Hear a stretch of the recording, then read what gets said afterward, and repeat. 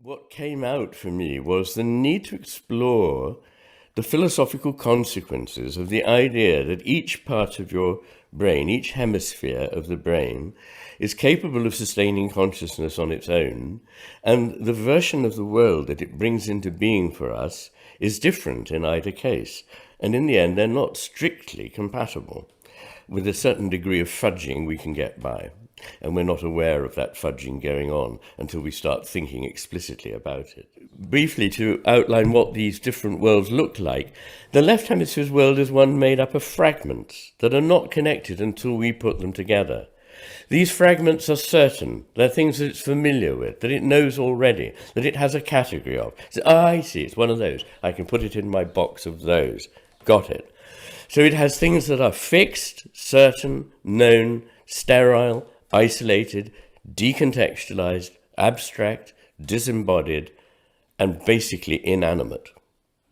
And the right hemisphere sees, meanwhile, a world in which everything is ultimately interconnected. Nothing is wholly isolated, in which everything is moving, changing, and flowing, not static and known. It's always becoming something new. It is, in fact, the hemisphere that understands the unique, not just the general case.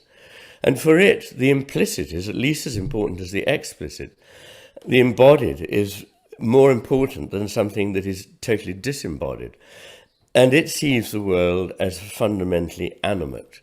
So I think that's important to get straight at this stage in the evening.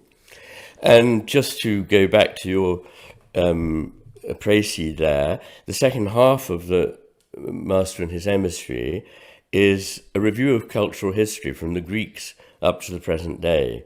And effectively what I suggest is that 3 times in the history of West, we've had a very highly productive, fertile synthesis or symbiosis of the best of what the left hemisphere can give with the best of what the right hemisphere can give. The proper relationship between the 2 hemispheres, in which the right hemisphere is the master, but the left hemisphere is doing good work as a faithful servant. But that in each of these 3 cases, we degenerated into the loss of a civilization by going further and further towards the worldview of the left hemisphere.